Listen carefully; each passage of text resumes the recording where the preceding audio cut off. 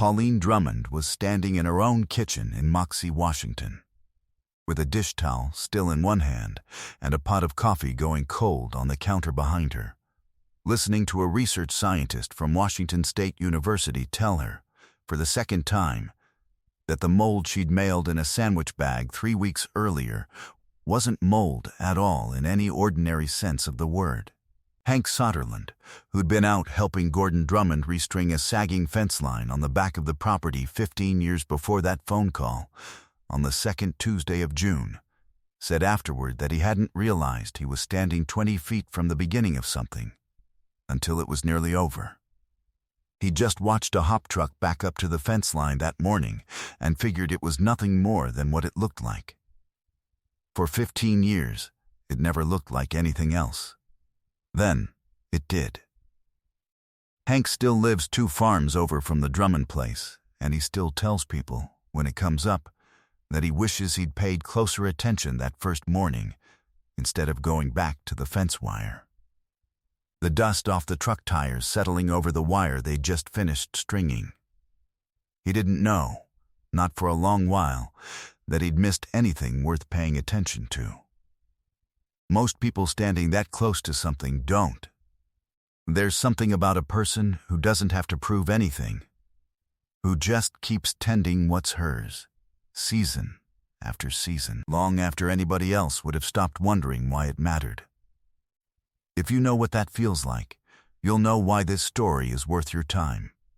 Hit subscribe and stay with us. Yakima County grows more hops than anywhere else in the country. Something like 3/4 of the nation's entire crop. The dry, irrigated valley, running for miles under a sky that turns the color of a bruise most evenings in August, when the smoke from somewhere else drifts in. Tall trellis wires ran in rows across most of the valley floor, the bines climbing 18 feet or better by harvest, and the whole county smelled faintly of cut hops for the better part of 2 months every fall, sharp and resinous, the kind of smell longtime residents stopped noticing and newcomers never quite got used to.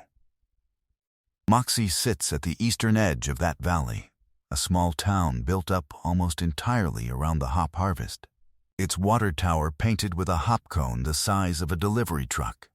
And the Drummond place had farmed 40 acres there for 3 generations before Gordon, Pauline's husband, scaled the operation down to a handful of acres and took a job managing the kiln operation at Elkhorn Brewing Company's processing plant outside town. Elkhorn ran a sizable hop pelletizing operation a few miles from the Drummond land, turning raw cones into the dense green pellets shipped to breweries across the country.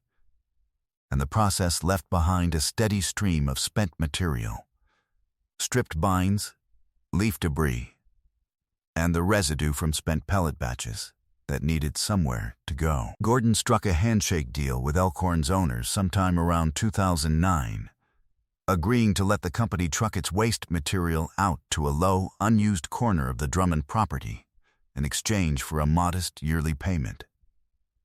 The kind of arrangement 2 men in a small valley made on a Tuesday afternoon without ever writing much of it down, sealed with nothing more than a handshake over the tailgate of Gordon's old Ford. The pile grew steadily for 15 years, a few truckloads a month during harvest season, building over time into a low green-brown mound the size of a small barn, packed dense and slowly composting under its own weight. Gordon died of a stroke in 2014, 5 years into the arrangement, standing in the same machine shed where he'd kept the family's last tractor for 30 years. Found by Pauline herself when she walked out with his afternoon coffee, and he didn't answer her calling his name. He was 61. Pauline had known him since they were both 17. The 2 of them having grown up 2 roads apart in a valley small enough that everybody's family history ran together by the 2nd generation, and they'd been married 39 years by the time he died. Long enough that Pauline sometimes still reached for the 2nd coffee cup out of the cabinet most mornings before she remembered. Gordon had been a quiet man in the particular way of men who'd spent their whole working lives outdoors, not unfriendly, just economical with words the way he was economical with most things, A man who could go a full day on the tractor without saying more than a dozen words to anybody and not think anything of it. He'd taught Pauline things about the hop fields over the decades that she'd absorbed without ever quite realizing she was being taught. The way a person learns a language by living inside it rather than studying it from a book. How to read a bine's color for disease before it spread. How to judge the weather a day ahead by the particular way the foothills looked in the evening light. How to leave a thing alone and trust it to do what it was going to do without a person's constant interference. He used to tell her, on the rare evenings he said much of anything at all, that most of farming wasn't doing things. It was noticing things, and then doing the one or two things that noticing actually called for. He'd said something close to that the week before he died, standing at the edge of the hop pile while Hank Soderlund helped him with the fence. The same patch of orange-white growth already visible on its northern face even then, though neither man gave it more than a passing glance. Pauline kept the deal running with Elkhorn out of inertia as much as anything in the years after Gordon died, cashing the company's modest yearly check and mowing around the pile twice a summer, the same way Gordon always had. Partly because it felt like the kind of small, steady continuation he would have approved of, and partly because she genuinely hadn't gotten around to thinking it through any other way. She noticed things about the pile over the years that she filed away the way a science teacher files away small anomalies, mostly out of habit. Nothing else grew within 10 feet of the pile's edge. The insects that swarmed every other corner of the property in summer gave it a wide and consistent berth, and that particular streak of orange-white growth had colonized one shaded face of the mound for as long as she could remember, persisting through every Yakima winter without ever once spreading or dying back. The same patch in roughly the same shape for what she eventually realized had been the better part of a decade. What Pauline didn't fully understand, not until the spring after her retirement finally gave her the time to look into it properly, was that hops had been used as a natural preservative in beer for the better part of 1,000 years for one specific chemical reason. The acids in the plant, humulone and lupulone among them, are powerfully antimicrobial, hostile to nearly every bacteria and fungus that would otherwise spoil a batch of beer left standing. Medieval brewers had figured this out centuries before anybody understood the chemistry behind it. Adding hops to beer not primarily for flavor, but because it kept the batch from souring on long voyages. A fact Pauline herself had taught to a classroom full of bored sophomores more times than she could count, without ever once connecting it to the pile sitting behind her own house. A pile of spent hop material wasn't an easy place for anything to grow. It was closer to a 15-year chemical siege, the kind of environment that killed off ordinary mold spores before they ever got established, year after year, batch after batch, while one stubborn strain on that shaded northern face had apparently done something almost nothing else could do. It had survived the siege, and in surviving it, by the slow logic of 15 years under constant chemical pressure, it had likely developed defenses of its own that no laboratory could have engineered nearly as well as 15 years of real conditions had. Pauline had taught high school biology for 26 years before she retired. Long enough to know the difference between an ordinary patch of mold and something that didn't behave the way ordinary mold behaved, even if she couldn't have explained exactly what she was looking at. She'd spent most of those 26 years teaching the same basic unit on fungi every fall, drawing the same diagrams on the same whiteboard, telling generation after generation of sophomores that most molds were opportunistic, fast, and short-lived, colonizing whatever they could and dying back once conditions changed. The patch on her own hop pile had never once behaved that way, and somewhere in her second year of retirement, with mornings wide open in a way they hadn't been in 3 decades, she found herself standing at the edge of the pile more often than she had any practical reason to, turning the question over the way Gordon used to turn over a sick vine, looking for what didn't match before worrying about what did. She mailed a sample to a contact at Washington State University's plant pathology department that April, a former student of hers who'd gone on to work in the department's lab, mostly out of curiosity and the particular restlessness of a recently retired teacher with time on her hands for the first time in 3 decades, expecting. If she expected anything, a polite note back identifying it as some unremarkable regional fungus. What came back instead, after an initial round of culturing that took the department 3 weeks, was a phone call from a research scientist named Dr. Priya Anand, who told Pauline the sample had tested positive for at least 2 compounds the department's own reference library couldn't immediately match to anything previously documented. Dr. Anand's voice carried an edge of barely contained excitement that Pauline recognized from her own years standing in front of a classroom on the rare days a lesson actually landed. Where exactly did this come from? Dr. Anand asked, and Pauline told her, a little sheepishly, that it had come off a 15-year-old pile of brewery waste behind her machine shed. There was a pause on the line long enough that Pauline asked if they'd been disconnected.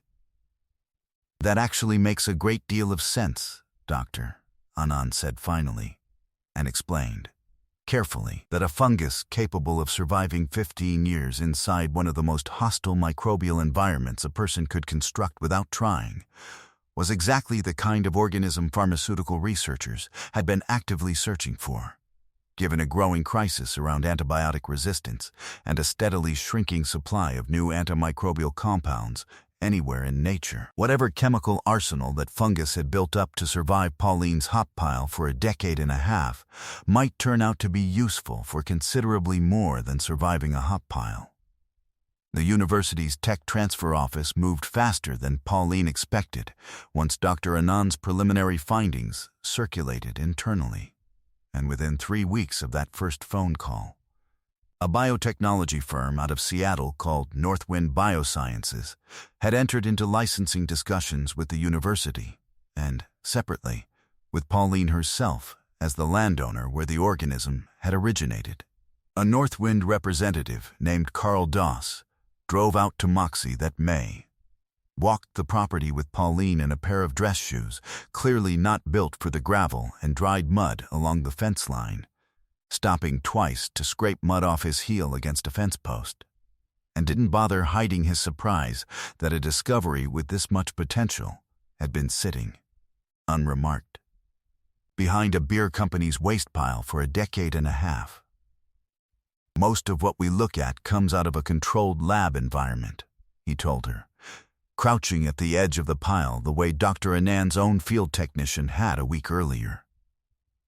"We don't usually find something this developed just sitting outdoors." Pauline told him it hadn't exactly been sitting idle. It had been surviving something, the same way most things on a working farm eventually learn to. The negotiations that followed moved with an urgency Pauline hadn't expected from anything involving a university and a biotech firm, both sides apparently aware that a discovery like this one didn't stay unclaimed for long once word started moving through the right circles, with at least one competing biotech firm out of Portland reportedly making inquiries of its own before Northwind's offer was even finalized.